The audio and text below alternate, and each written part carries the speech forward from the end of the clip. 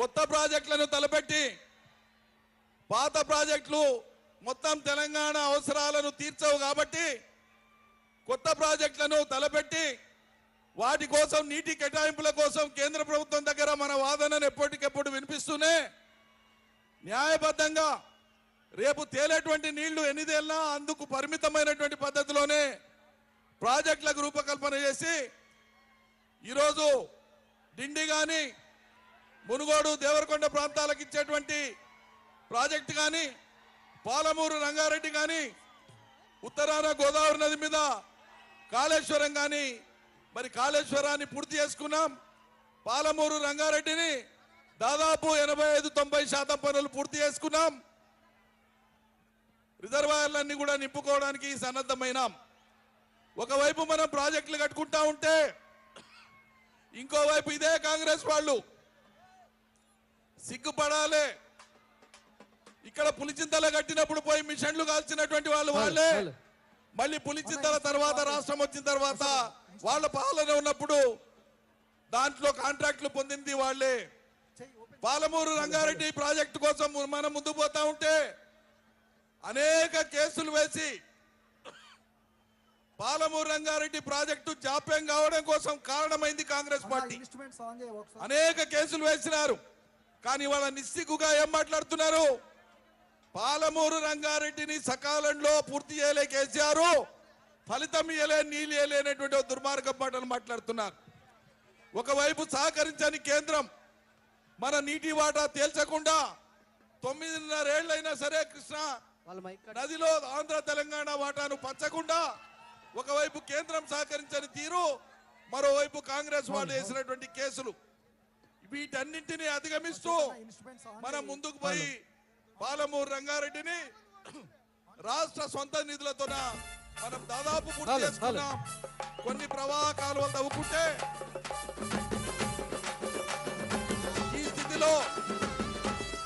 స్థితిలో ఈరోజు orchestra silence ఒక పెనుముప్పును, ఒక ప్రమాదాన్ని తెలంగాణ ప్రజల యొక్క జీవన్మరణ సమస్య అయినటువంటి కృష్ణా నది జలాల మీద ఒక గొడ్డలి పోటు లాంటిది కాంగ్రెస్ పార్టీ నిర్ణయం తీసుకుంది. కాంగ్రెస్ ప్రభుత్వం అదేంటంటే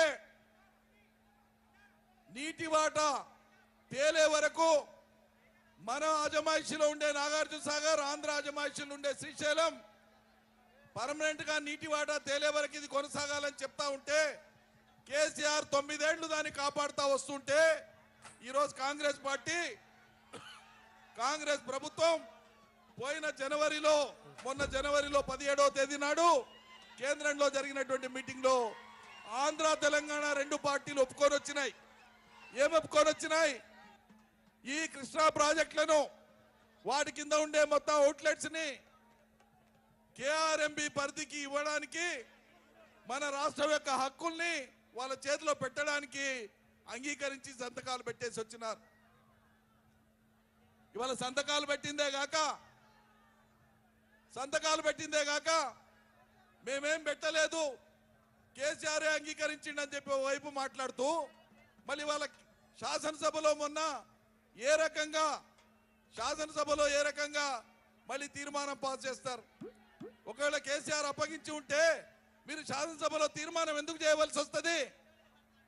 కాబట్టి ఈరోజు కాంగ్రెస్ ప్రభుత్వానికి కృష్ణా జలాలే కాదు, వాళ్ళు ఇచ్చిన ఏ హామీలను అమలు చేసే చిత్తశుద్ధి వాళ్ళకి లేదు, ఆ ఉద్దేశం వాళ్ళకి లేదు. దురదృష్టం ఏంటంటే ఒకనాడు మన నీళ్లను, మన రాష్ట్రాన్ని ఆంధ్ర ప్రాంతానికి అప్పచెప్పినారు, ఆంధ్రలో కలిపేసినారు. ఇవాళ మనకు ఉండేటువంటి రాష్ట్రం అయినాక కూడా మనకు ఉండేటువంటి కృష్ణా జలాల మీద మనకున్న హక్కును కృష్ణార్పణం చేసి ఆంధ్రకు అప్పచెప్పేటువంటి కుట్ర పన్నారు. దీన్ని బహిరంగపరిచి తేటతెల్లం చేసి ప్రజల్లోకి తీసుకుపోవడం కోసమే మరోసారి జల ఉద్యమానికి శ్రీకారం చుట్టడానికే ఇవాళ నల్లగొండ వేదికగా ఈ శంఖారావాన్ని మోగించడానికి కేసీఆర్ గారు మరోసారి మీ ముందుకు వస్తున్నారు. పెద్ద ఎత్తున మీరందరూ కూడా స్వాగతించి ఈ సభను దిగ్విజయం చేయవలసిందిగా ప్రార్థిస్తున్నారు.